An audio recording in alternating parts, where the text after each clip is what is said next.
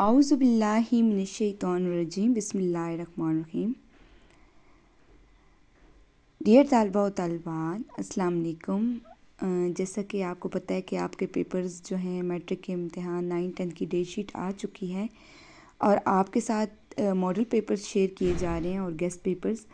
تو یہ دیکھیں، یہ تو آپ کا آبجیکٹیو پیٹرن ہوتا ہے، آپ نے کس طرح سے کرنا ہوتا ہے۔ یہ آپ کا جو آبجیکٹیو کا ٹائم ہوتا ہے وہ 20 منٹ ہوتا ہے اور حصہ اول جو ہے آپ کا 15 منٹ کا ہوتا ہے۔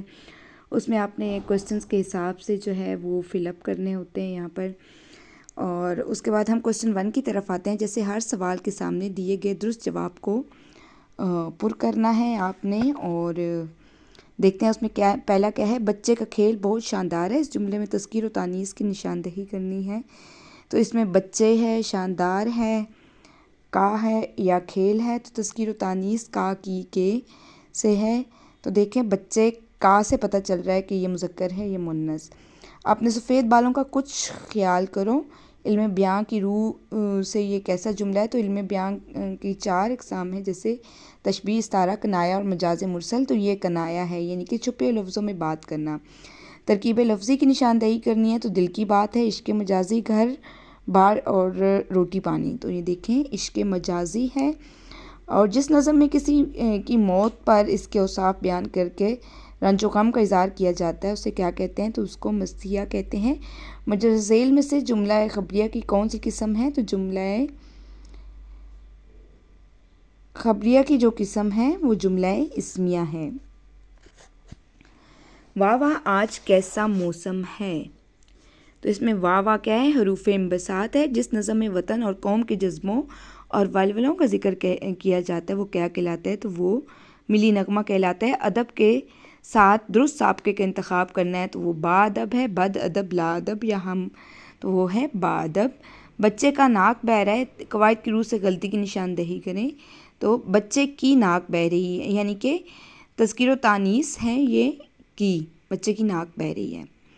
بیان کے اس اسلوب اور بول چال کو کہتے ہیں جو اہل زبان استعمال کرتے ہیں، تو وہ ہے درست جواب۔ روزمرہ کہیں کیا کوئی ہم سے پوچھے جو میر، جہاں میں تم آئے تھے کیا کر چلے۔ شعری اصطلاح جو ہے وہ کیا ہے؟ تو یہ ہے مقطع، کیونکہ مقطع وہ ہوتا ہے جو غزل کا آخری شعر ہوتا ہے جس میں شاعر اپنا تخلص بیان کرے، تو میر جو ہے وہ شاعر کا تخلص ہے۔ جس سے لفظ یا صرف مستعار لی جائے تو وہ ہوتا ہے مستعار منہ، اور لفظ ہوا ایک ذو معنی الفاظ ہے۔ صحیح معنی کا انتخاب کریں۔ فضا اور ڈراؤنی صورت، لگانا اور چھوڑنا، تشریح اور قانون، مقام اور پگڑی۔ ایک گلاس ہمیں بھی دیجیے۔ اس جملے میں علم بیان کی کون سی خوبی استعمال ہوئی ہے؟ تو یہ مجاز مرسل ہے، یعنی کہ ظرف کہہ کر مظروف مراد لینا، یا مظروف کہہ کر ظرف مراد لینا، یا کل کہہ کر جز مراد لینا۔ یہ آپ کو مجاز مرسل کے جملے آ سکتے ہیں جن میں آپ کو مختلف طریقے سے جواب دینا ہوتا ہے۔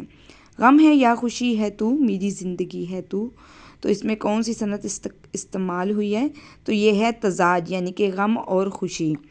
تو دیکھتے ہیں ہم جو ماڈل پیپرز کو دیکھ رہے ہیں، اس میں میں آپ کو امپورٹنٹ گیسٹ پیپرز بتا دیتی ہوں کہ کون کون سے آپ کو بورڈ کے پیپر میں آ سکتے ہیں۔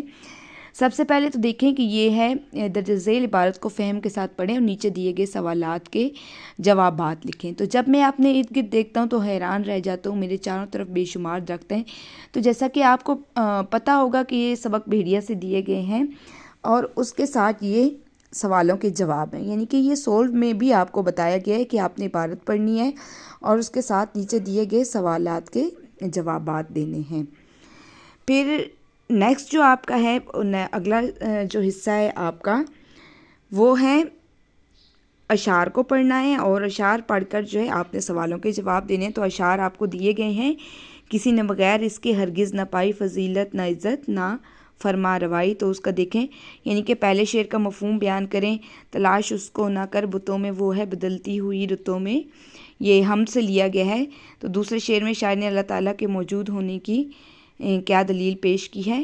مشاعرہ کا بھی تفریح اہم ہوتا ہے، مشاعرہ میں بھی کرکٹ کا گیم ہوتا ہے۔ تو یہ سبق کرکٹ اور مشاعرہ سے ہے۔ ان دونوں کی مماثلت بیان کرنی ہے، اور میر نے کس عہد کو وفا کرنے کا ذکر کیا ہے؟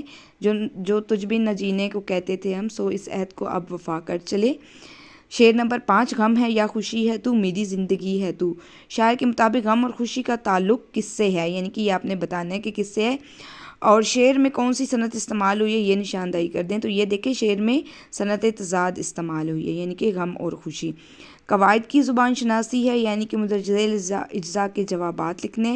اسمیہ جملے کے اجزاء کی وضاحت کرنی ہے اور اس کی ترکیب نحوی کرنی ہے. میں کھانا کھاتا ہوں، یعنی کہ یہاں پر تو آپ نے پہلے دیکھنا ہے کہ اسمیہ جملے کے اجزاء کون کون سے یہ بتانے ہیں. پھر میں کھانا کھاتا ہوں تو یہ جو ہے یہ فعلیہ جملہ ہے، اس کی ترکیب نحوی کرنی ہے. جیسے میں ہے تو میں فاعل ہے، کھانا اور کھاتا ہوں، اسی طرح سے آپ نے یہ چیزیں بیان کرنی ہیں. مسدس کے بالحاظ حید کم از کم 2 خصوصیات بیان کرنی ہیں. تو مسدس کی حید جو ہے وہ ایک تو شعر کا جو ہے جس نظم کے ہر بند کے 5 مصرے ہیں وہ مسدس ہوتی ہے، اور اس کے پہلے جو مصرع ہوتے ہیں وہ ہم قافیہ اور ہم ردیف ہوتے ہیں، مطلب، اور اس میں یہ آپ نے مختلف اس کی 2 خصوصیات بیان کرنی ہے. درج ذیل شعر میں علم بیان کی قسم کی نشاندہی کریں اور اس کی تعریف کریں. تو اپنی حسبی حباب کیسی ہے، یہ نمائش شراب کیسی ہے. تو یہ ہے تشبیہ کی مثال ہے. ہستی اپنی حباب کیسی ہے اور یہ نمائش شراب کیسی ہے، یہ تشبیہ کی مثال ہے، یعنی کہ حباب اور بلبلہ، یعنی کہ زندگی جو ہے وہ اس کو بلبلے سے تشبیہ دی گئی ہے. صنف سخن ملی نغمہ کس سے کہتے ہیں؟ تو جس میں وطن کی محبت کے نعرے یعنی کہ جذبات ہوں وہ ہوتا ہے. اور صنعت تضاد کی وضاحت ما شعری مثال کریں. تو صنعت تضاد کیا ہے؟ یعنی کہ جو ایک دوسرے کے ضد ہوتے ہیں، جیسے صبح ہوتی ہے شام ہوتی ہے، یوں ہی زندگی تمام ہوتی ہے. درج ذیل میں سے کسی ایک عبارت کی تشریح کرنی ہے. تو یہ ننا آپ کا عید کے روز میلے میں یہ کھلونا گاڑی لے آیا، نہ کم وقت اس کا دل ہے اس سے بھرتا ہے. تو یہ ہے سبق آرام و سکون سے. اور دوسرا جو یہ ہے اخلاق سے مقصود باہم بندوں کے حقوق و فرائض ہیں، یہ نظم سبق اخلاق حسنہ سے لیا گیا ہے. پھر نظمیہ جز کی تشریح ہے. تو نظمیہ جز کی کیا تشریح ہے کہ اس میں کیا ہے؟ درج ذیل میں نظمیہ جز کی تشریح مشقت کی ذلت جنہوں نے اٹھائی، جہاں میں ملی ان کو آخر بڑھائی. تو محنت کی برکات ہیں بے تعدالیوں سے نیف و نظار. تو یہ ہے یہ پیام لطیف سے لی گئی ہے یا اس کی تشریح کرنی ہے. پھر غزلیہ جز میں شفا اپنی تقدیر میں نہ تھی، مقدور کو ہم دوا کر چلے، فقیرانہ آئے صدا کر چلے سے لی گئی ہے. یا پھر چاروں طرف صورت جانا ہو جلوہ گر، دل صاف ہو تیرا تو آئینہ خانہ کے آتی ہے کس طرح سے میری روز قبض کو. یہ دیکھیں. پھر ایک پرانی کرسی کی آپ بیتی ہے، یا پھر اس میں آپ کو چوائس دی گئی ہے کہ ایک تاریخی سفر کی رودات یا سفر نامہ تحریر کریں. اور مکالمہ جو ہے اس میں آپ کو کوئی بھی چوائس نہیں ہوتی، وہ آپ نے لازمی لکھنا ہے، یعنی کہ 2 دوستوں کے درمیان آزاد کشمیر کے موضوع پر جو ہے مکالمہ تحریر کرنا ہے. اب دیکھیں یہ میں آپ کو حل نثر کا ریویو، یعنی کہ پیچھے جو میں نے آپ کو امپورٹنٹ کوسچنز بتائے ہیں اس کا ریویو دے دیتی ہوں کہ یہ سولو میں کس طرح سے ہے. یہ دیکھ لیں بیٹا آپ لوگ. یہ سبق بھیڑیا میں جو عبارت پڑھ کر سوالوں کے جواب دینے ہیں اس کے سوال جواب ہیں، عبارت کی تلخیص ہے، اور یہ ہے کہ جو اشعار پڑھ کر جو ہے سوالوں کے جواب دینے ہیں، یہ وہ حصہ ہے آپ کا. اور پھر زبان شناسی ہے آپ کی.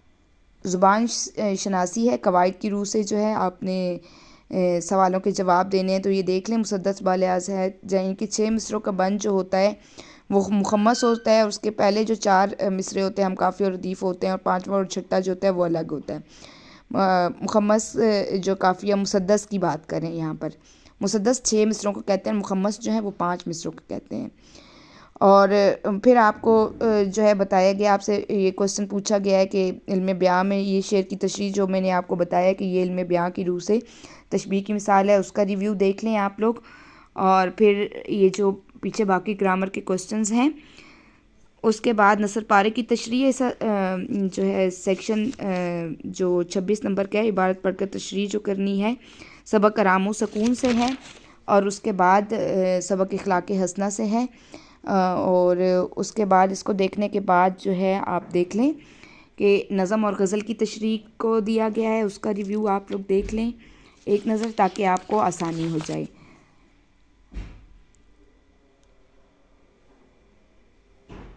یہ دیکھ لیجئے آپ لوگ بیٹا.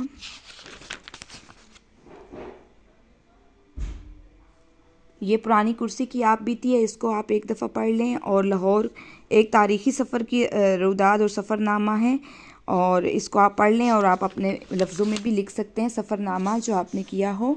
اور آزاد کشمیر کے موضوع پر جو ہے مکالمہ ہے آزاد کشمیر کے بارے میں. تو یہ آپ دیکھ لیجئے کہ یہ ایک ایسا مکالمہ ہے. امید ہے آپ کو سمجھ آ گئی ہوگی. تو مزید آپ اپڈیٹ کے لیے میرے ساتھ رہیے گا، انشاءاللہ نیکسٹ ویڈیو کے ساتھ حاضر ہوں گے۔ اللہ حافظ۔